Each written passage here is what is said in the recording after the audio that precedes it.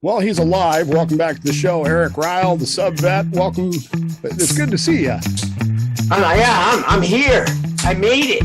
I wasn't sure. I wasn't sure you were going to be alive. 12 hours ago, we thought you had the COVIDs.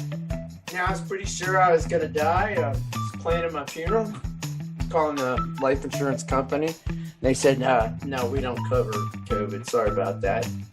So couldn't figure out what I was going to do. Go to the doctor, get ready to get the breaking news, and he goes, man, shucks, you just have plain old cold. Just really? A plain old cold. Well, that's still a coronavirus, though, right? Is that coronavirus? Yeah. He goes, no, it's no coronavirus. We called the ambulance, but no corona. We were hoping to get you out of here in the hospital. 2 weeks off for free, paid. Great. Didn't get nothing. Yeah. Hey, I got charged a few vacation days. I mean, I got something. There you go. That'll work out. Anyway, Eric runs the website, thesubvet.com. You can check it out at thesubvet.com or on Facebook. That's where I live at. Thank you, Dave. Thank you for inviting me back. Good to see you. Good to talk about. And the reason I brought you back is because we are, as you know, experts on everything that happens in the fast attack submarine world. Complete experts, and I did stay at a Holiday Inn Express last night. That's right. We know everything about it because we are weaponeers off of ballistic missile submarines. We are the most qualified people to discuss what has happened to USS Connecticut on the entire face of the planet. And C3. They sent us to C3 school. We are so old. Nobody even knows what that means anymore. What's C3? Yeah, that's scary, isn't it? To think that nobody even knows what that is. They barely know what C4 is. It'd be interesting just to run it. Well, you're up in that area. Do you ever run into? I hate to call them kids. I mean, they are adult sailors, but you ever run into some of the boys and you talk about what you did on a boat? So two really quick things. Okay, I was at the gym a couple of years ago now. And I was sitting next to a guy who had a USS Pennsylvania ball cap on. And so I just struck up a conversation with him about, do you like it? This guy couldn't have been, I swear to God, just looking at him, he's 18. Right? So I asked him what his rate is. He said, well, what's your rate? And he looked at me and he said, commanding officer. And I looked at him and I said, there's no way you're a CO. Is that what you said? Yes. You are too young to be a CO. I said, what are you, 25? Anyway. I can't believe he tried to play you like that. I mean, I got one. So there's they got the spy people out here at Buckley. So there's a little Navy detachment there here. So I ran into some boys in the supermarket like a month or so ago, and they got those fancy new BDUs on, which I don't get that whole thing. No, I don't get it. I haven't figured out. But these guys just look like they just got off the movie set of Top Gun. The hair's all slicked back, but spiked with the gel, looking clean. And it looked too fake for them to even be in the military. But, I saw that said Navy on. I'm like, hey, Navy guys, what's going on with shipmates? Strolled up to them and everything. And they're all scared to talk to me. I'm like, so what you boys do out there, man? You flying them drones or something? I'm like, well, we can't talk. Well, they're all just nervous and everything. They didn't even know what to say. They were tongue-tied and everything. I'm like, relax. OPSEC. We're not going to talk about OPSEC. We're good here. I just want to tell you, hey, I was on submariners. He goes, oh, well, we got submariners in the shop. Yeah, we got some of those guys in there. Well, tell them I said hi. Yeah. Tell them I said hi and get their sub-vet applications in. Yeah, but they look too young. Look like they just come off a movie set with Tom Cruise. And so I met a kid the other day, Eric. I met this kid the other day, and I don't know how old he is. As it turns out, he was born in 1998. Well, so that's a year. That was a good year. So what it was the year I got. It was the year 1988. Sorry. Oh, 88. It was the year I left the boat. He was born My that daughter year. was born. So what's that? 30 something. Mm-hmm. Anyway, he sleeps in my old bunk. He wasn't even born when I left the boat. He sleeps in my bunk. Wow, that's trippy. It's weird to think about. Well, how'd that conversation go? I mean, how do you get to the fact that you're in the same bunk? She's like, hey, you down by Tube 9? You know, he had a Michigan hat on, and so we just started talking. And I don't know, to me, look, I was an FTB. Mm-hmm. Bunk rooms are kind of an important thing in our world. We spend a lot of time there. And so I mentioned the fact that, I used to live in bunk room 1. Because that's where I would, and we were talking about, going to battle stations or something, and coming out of bunk room 1 is pretty easy because you just turn right out of the bunk room and immediately left up the ladder and you're at MCC, right? That makes sense. Yeah. So he says, bunk room what? That's my bunk room. And I said, really? Rack 1-3. And he went, that's my rack. That's my rack. Wow. Hey, I left something there. Oh, we won't go. Let's not talk about that. I left a lot of things there that are probably still there. So again, to the beach, man. Yeah. So yeah. Anyways, as I said, you can't get more expertise. I mean, you can try some other people. You can go to Aaron and you can go to Joel and you can go to all these other people and pretend that they're experts on fast attack operations and stuff. But you really can't get any more expertise than a first class fire controlman and a missile tech. You just can't. Right? Sorry, we don't have any graphics behind us. Sorry about that. Well, I mean, I was gonna put a board behind me and draw on it. I'm right, like Aaron does. Pretty good. Yeah, with little men, but like Aaron. I'm not. We love you, Aaron. We do.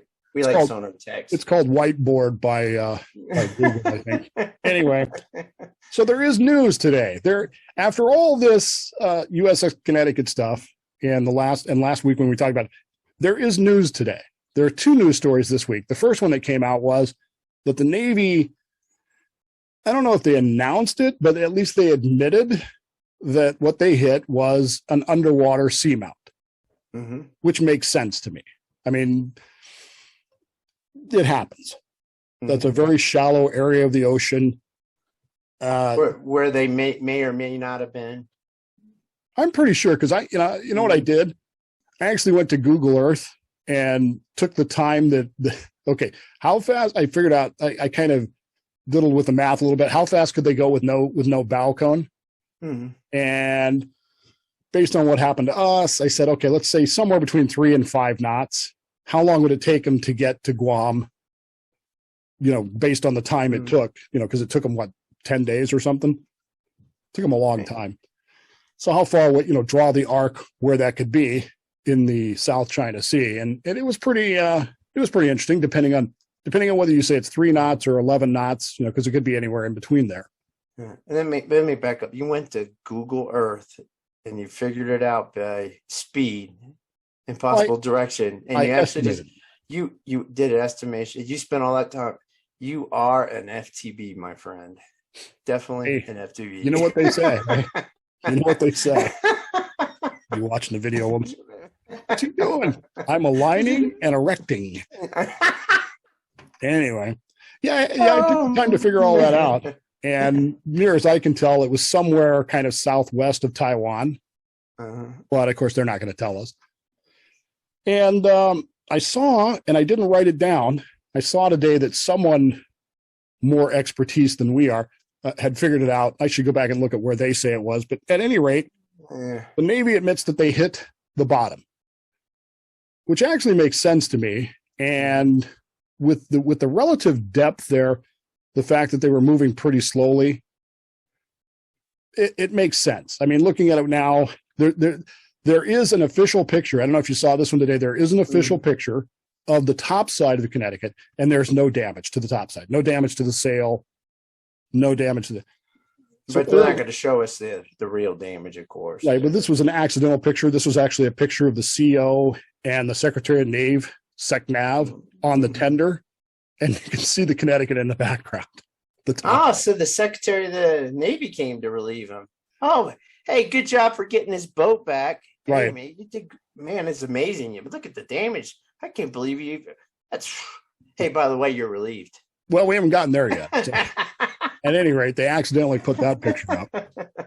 So the Navy admitting that they hit the bottom is, I don't know if it's a surprise, but at least it's something. Yeah. They didn't hit another submarine. They didn't hit. I was actually surprised that we even got there. As secretive they were for a while. I was wondering if they were ever, I thought they were just going to let it die out. Kind of like where they left us with the UFO thing, which that's what my money was on. I was hoping aliens was involved, because they kept saying it was an existential threat all summer long. You know, those UFO guys. I even posted something from one of the conspiracy radio shows. I won't plug the name, but they were kind of talking about Colonel Turner. Yeah. See, I was hoping for old John Warner. I was hoping for a Kraken, man.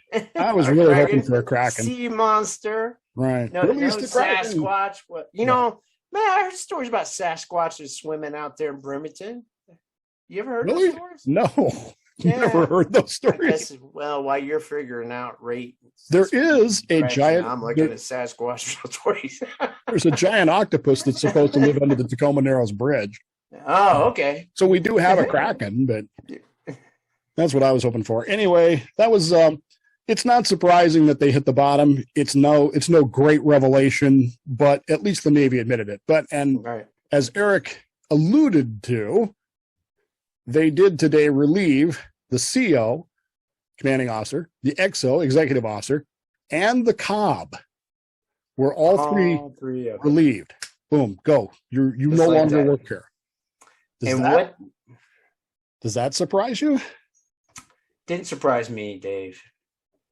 I mean, I kind of called it in a bit, but I do. I was thinking a while about those comments you made about the San Francisco. We saw the image.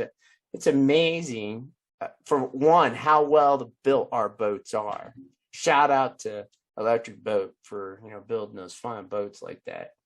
But the fact that they got it back to the surface after mounted it, and we kind of saw this significant damage on it. Yeah. And we were saying good on them for bringing it back.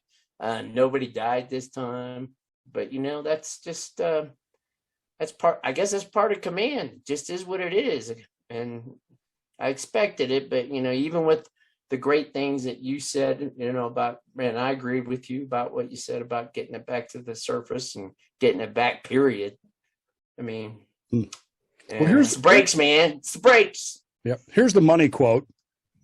Quote, the reliefs are due to loss of confidence, as the Admiral determined, sound judgment, prudent decision-making, and adherence to required procedures in navigation planning, watch team execution, and risk management could have prevented this incident, unquote. Just, I guess if you got to quote something, might as well use that. I wonder if they had like a box with a bunch of quotes in it, and maybe there was 15 in it. Right. They were all in a big room. Like the way they used to do evaluations. Yeah, the way they used to do evaluations, we had catchphrases. Admiral got to put, SecNav, because he was there, he got to put his hand in there, pick it out. Well, use this one.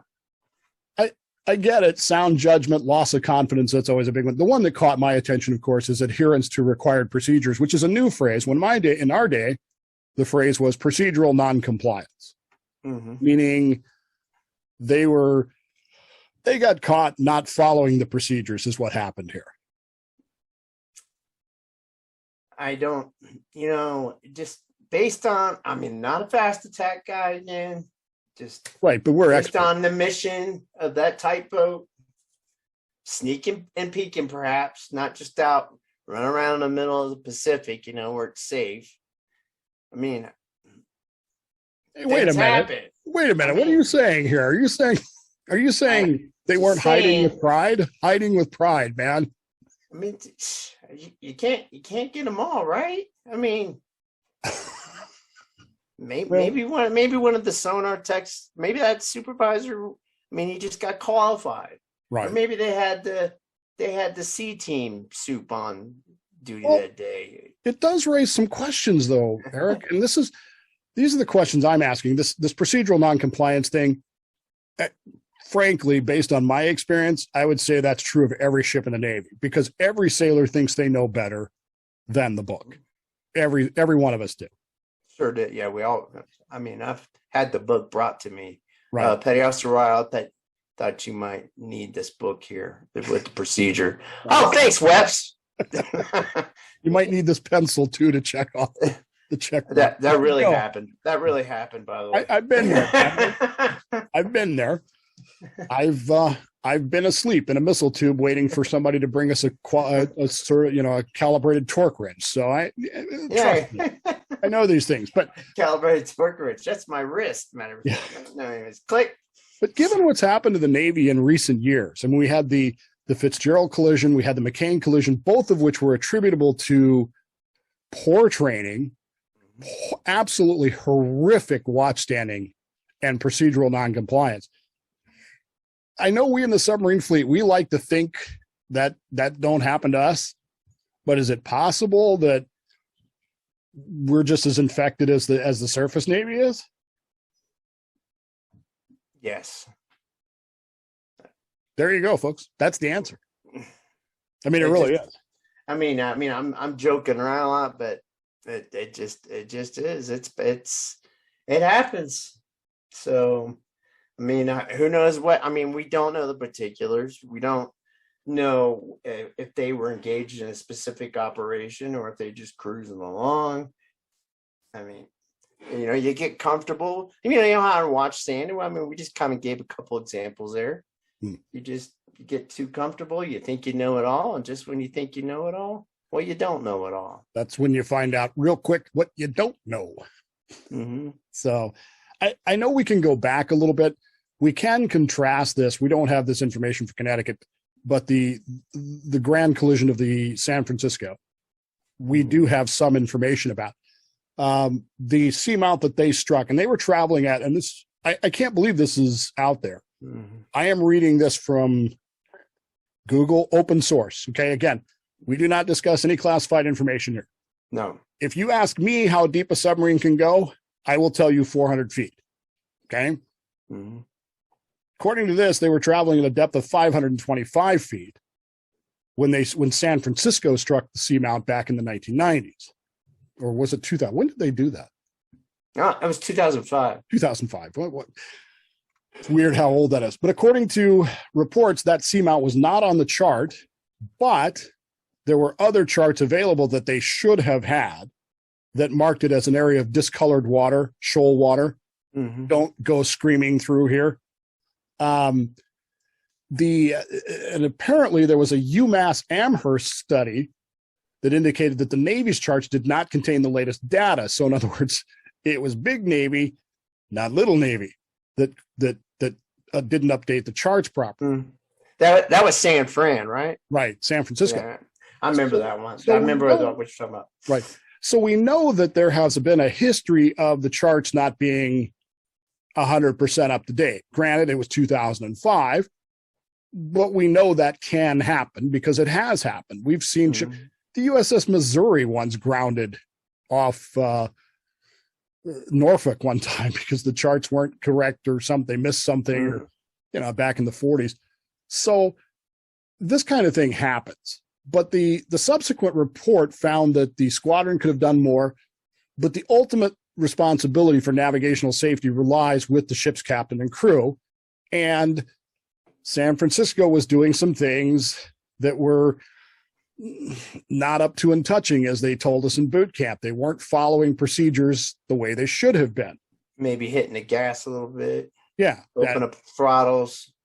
See, that's how the carburetor feels there on you. So, see, I can only tell you from experience, Eric, when we had our problem, we were going full steam.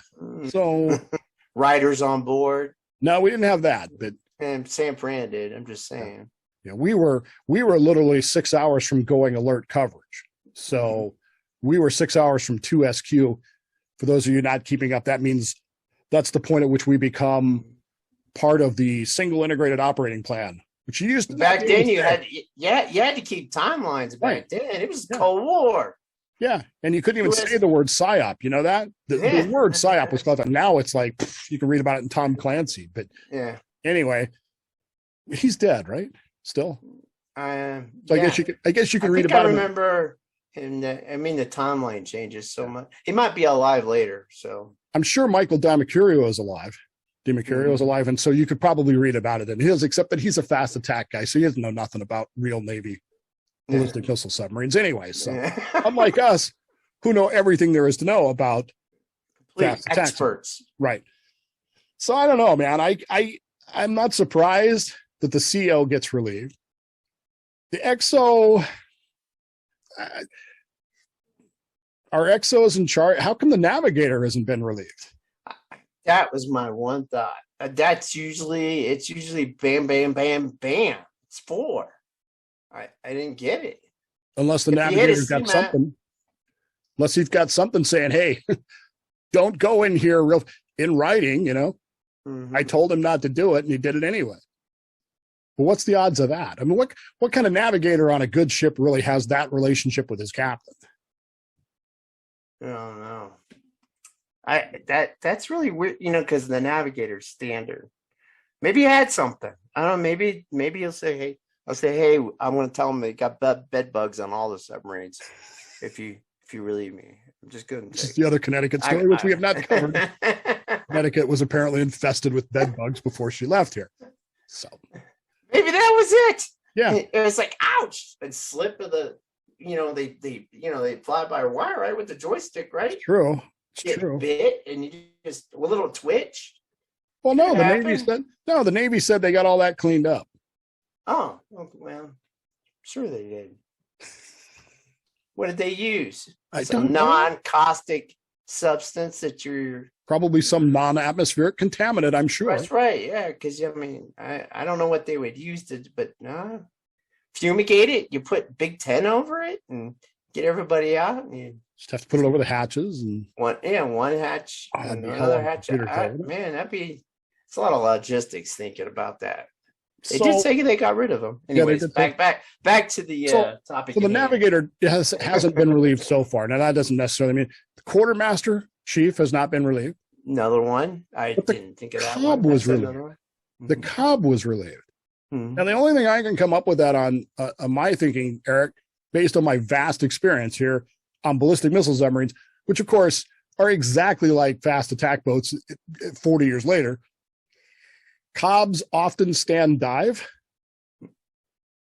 right? Could be. Yes, I would agree. But how's their setup? I mean, do they still have a diving officer? Because, you know, it's E6 and above on the helm already. Mm-hmm. I don't know how, you know, to be honest, I don't even know how the Virginia, that shows you how expert I am on that. It's not like, you know, before, you know, you had 2 non-quals driving the boat, and the diving officer was there to bat you upside the head if you weren't paying attention to the bubble. And those are the good old days. I don't know. Chief of the watch would stand on our boat. The chief of the watch was at the control panel there to the left, and with the jokes, right, usually. And the dive was right behind the helmsman and plainsman. Mm-hmm. And like Eric said, usually with a pretty good backhand.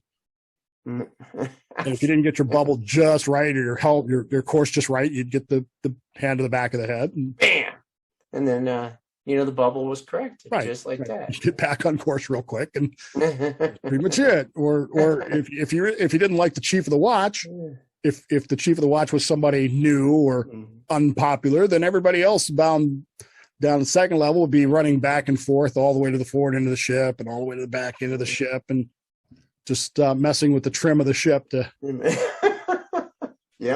make him happy. But diving officers oftentimes are master chiefs and chiefs of the boat. That in my day they were. So the only thing I can think is, I wonder, number one, I wonder who had the con when it happened. But I'm really wondering if the Cobb was the diving officer or whatever the equivalent of a diving officer is now. It is, yeah. And I'm sure somebody's gonna point that out to us. Yeah. You guys don't know. Yeah, nothing. You guys are so old. You know nothing. I'm not listening. You know what, dude? I was on the shitter at test depth before you were born to sleep in my rack. So shut the fuck up. Get qualified, nub. You know, one of the greatest moments of my life was at the gym last year. So right before COVID hits, I'm on the elliptical, and I'm not moving very good because I'm ancient. I got no knees. And there's a bunch of these new kids lifting weights in front of me. And one of them happens to be female, turns around to me and I was going to say smell the testosterone, but right. But I've got my sub hat on. I've got my sub hat on, and she had her boat shirt on, and she turns around and says something to me about, "Come on, old man, you can do better than that." And I stopped, and I just and the place got quiet. Right. And I just looked at her, and I pointed my finger, and I said, "Shut up! I was on the shooter test jet before you were born. Get qualified, nub." And man, for a second, you could hear a pin drop, and then everybody just started busting up laughing. And then I said to her, I said, that's the first time in my life I've ever used that phrase publicly. But how cool is that, man? If I did that, here in good old Denver, Colorado, I'm at the gym on the elliptical doing the same thing, said that, they call the cops on me probably. Well, it is Denver. Yeah. The People's Republic of Denver. Yeah. At least it's not the People's Democratic Republic of California. Anyways. Or the People's Democratic Republic of Washington, which is where I am now. So. But, I always think, but does the cop generally get relieved? I mean, I don't know. You would think that's the piece. If you were going to relieve everybody, you'd want to leave that one in place. I've seen continuity of the crew. Right. I've seen cops relieved, but it's usually because they got caught boinking somebody else's wife or, bringing alcohol on board or something like that. It was never an operational issue. That never happened. I thought we weren't going to talk about classified stuff. Yeah. Well, maybe that's classified on fast attacks, but on ballistic missiles. My favorite Cobb story. So I'm brand new third class, unqual, non-qual, literally on my first stores load. Okay. I'm hauling the chief of the boat has me. I'm not even going to tell you that his name was Don Purba. Has me hauling cases of scope, like those little bottles of scope, mouthwash. Yeah. And he's telling me, put these in my office. Don't let anybody touch them. Now I'm 19 years old, dude, and I'm thinking to myself, is halitosis really that big of a deal on submarines? Do people not brush their teeth? He doesn't have time. Right. You just swig a little bit of mouthwash. You're on watch. I load like 4 of these cases into here. Now, the dumbest part of this is my dad, was the Corps officer, the Salvation Army Corps officer at the Harbor Light Center in downtown Denver, down on Larimer Street, back in the 70s, where he dealt with homeless people. I know where that is. Winos. When I was 11 years old, my best friends were winos on Larimer Street. That's all of Denver now. Right. Now, yeah. But at any rate, so I should have known this, right? Mouthwash covers up the smell of alcohol for people that have a problem with alcohol. Should have known that. Anyway, I load all these cases, like 5 or 6 cases of scope into his office. And I forget about it. I just go on my way. 35 years later, I'm at our first reunion. And I learned those were not bottles of scope. I was just getting ready to tell you. I was just getting ready to point that out to you. I felt so stupid, man. I really did. I really did. Because, man, I sort of remember, why is there? Because there's bringing a lot of mouthwash and a lot of shampoo bottles, too. What the heck's going on? You need that much shampoo? That's like 2 cases. Right. Don't you run out? Don't you need room for your, actual important stuff like uniforms and shoes and? Yeah, your first patrol, you just don't get it. You're clueless. No. I got even better story than that, actually. But I mean, just 80s, just before the whole drug testing thing was coming on, and maybe the LOS may or may not have been, I don't know, licking a sticker or something like that. Now, see, you got to explain. Anyway. You got to explain what an LOS is, because these people don't know. These fast attack people listening to us going, they don't know what an LOS is. It lost at sea. That's what it is. Right. Launcher operations specialist. It's what missile special. Right. That's right. Yes. Missile Not me. techs have always been better than FTBs. I'm not a missile tech. I want to be clear about that. I mean, the fight still goes on, and it will never die. So anyway, your LOS was licking a stick. I can neither confirm or deny who that might be, but I could just say that happened, and I was a roving patrol, and I was terrified and told to go wake up his friend, and that's what I did. And I didn't even know what was going on until 2 patrols later, because Eric never did stuff like that. Oh, man. I never even smoked marijuana growing up, so I was clueless. I got in trouble at A school, standing fire and security watch, because there were a couple people smoking a joint, and I guess they dropped it when they saw me coming, and I had no idea what it was. I'm this naive 17, 18-year-old kid from Utah. I don't know what the hell this is. Mm-hmm. And they would not believe me. How come you didn't report this? How come I didn't report what? I don't know what we're talking about. What are you talking about? Why is everybody hanging out by the dehumidifier plant, missile lower level for? What's that? Why do we got to DH the tubes all the time? Anyways, there's just, I don't know. Of course, those things don't happen. Figure it out as you go. You figure it out. Those things don't happen on fast attack boats like the USS Connecticut, which ran into the bottom, which I would like to point out doesn't happen to modern ballistic missile submarines. They do not run into them. No. So I don't think this had anything to do with running into the seamount. I don't know where we don't. No, not at all. What do you think okay. Now, dude, they don't even drink. They don't even drink. Video games. That's it. Video games. That's all. Hang on now. You need to understand before we get into this. I am normal. Eric is like conspiracy central guy here. So I want to hear what Dave, I thought you thought better of me than that. No, I think very highly of you. I wouldn't have you on my show if I didn't, right? I mean, I just saying I would have done the JFK thing better. You could have put bombs under the street, took out everybody, and could have started a war. Did you go wait for JFK Jr.? Did you go wait for JFK Jr. last week? I read that story. Yeah, I didn't have time to run down there. I was too busy dying from COVID, but I was gonna go. I planned on it. So do you think it's not? Do you think maybe you really do have COVID and they're lying to you? Hey, it's really none of your business. That's what they tell me. They're gonna come get me in the middle of the night. Right. Abduct me. But what if they want you to be a super spreader? They want you to keep going to work because you're still sick. It could be a plan. That's right. Right. Because the mask isn't going to say where I work. Yeah. Right. Well, hey, masks do help. They tell me masks help. All right. So back to the submarine, back to the Connecticut. What do you think they actually hit? What did they actually hit? Man, like I said, I really was hoping it was a USO, but not the USO like in the airport, but right. Unidentified submerged object. Yeah, underwater, unidentified submerged object. Underwater, but what the heck am I thinking? But yeah, I was really hoping, and it, because that's the last thing they got to play on us. I'm just wondering when they're going to break that out and say we got to fight. The existential threat that what's his name was running his mouth. Who was the guy that came out of the CIA? Bongino. No, not Bongino. No. They got I should have. Oh, John Warner. John Warner.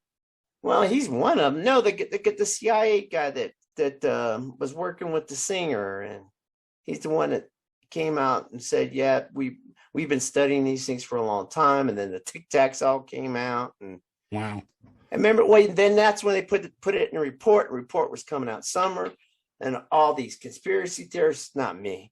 But all these conspiracy theorists they couldn't wait for the congressional report about aliens, and they've always been with us and everything. Tom DeLonge? Nothing. Tom DeLonge, yep. Tom DeLonge and oh gosh, what's the other guy? Yeah, Academy of the Stars or something, whatever they call it. I'm not thinking right. I got I'm sure some fast attack guy will know and will tell us.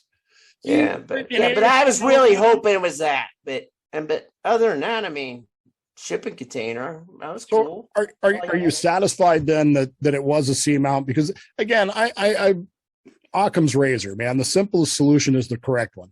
Mm-hmm. I'm okay with the Navy admitting that she hit the bottom. I don't have a problem with it. No, I don't. I mean, that's what it is. I mean, people can get it whether they saving face, were they somewhere they weren't supposed to be. Who knows? Based on my estimations, I would say yes, they were somewhere they weren't supposed to be. But that's just me. That's just me. An FTB drawing lines on a map. Exactly. You had time to go and look that up. I was sitting there with my mouth there. You go, yeah. So I went to Google Maps, and I'm like, what? That's FTB for you. I probably shouldn't admit this. So if anybody important is actually listening to this nonsense, please accept this as hyperbole. But you remember when National Geographic used to publish maps of the Soviet Union and Eastern Europe? No. Way back when. Well, National Geographic is famous for its maps. That's what they do. No. And I did like National Geographic, but of course, every sailor likes National Geographic because of the dirty pictures. But you just read the articles, right? I just read it. I go to church, Dave. So somebody might hear this. So anyway, they had a map of the Soviet Union and Eastern Europe in the early 80s at some point. I don't remember what it was, but I got a hold of that map. And I also, because I was an FTB, had access to top secret PSYOP ESI material that contained information about where the candy dropped. Right. And just saying, when I was done, I had a top secret PSYOP ESI National Geographic map that I couldn't take off the boat anymore. I was gonna say, did you take it home? No. Look at this. I'm sure it ended up in the burn bag, but it was pretty interesting. It was, and it was one of those things where the weapons officer looked at me and said, "You figured all this out?" And I said, "Yeah, isn't that what we do?" And he looked at me like, "Yeah, but you're not supposed to do that. Good job, but don't do that anymore. don't do that." So that's bad. Yeah, that's really bad. Very, very bad. Don't do that. He slapped me on the wrist and said, "Don't do that." I mean, the other thing, this is going to sound corny because I am corny anyways, but join the Navy because of Top Gun 2 is getting ready to come out. And I was wondering what, like the captain's whole board with SecNav and the admiral there. And he was standing at attention and he goes, "I was only below the hard deck for a minute and I followed command heavily below the deck. And I took the shot and hit the seamount." I was hoping it was something like that. That would have been cool. And then they could have ran like the movie thing, and the advertisement for Top Gun 2, and we'll eventually get to see it 3 years from now. Maybe. That Christmas. So for you it was Top Gun. For me it was The Final Countdown. Oh, good. Another good movie. Man, that movie made you mad too, right? It made everybody mad. Yeah, it made me mad. I'm like, crap, why?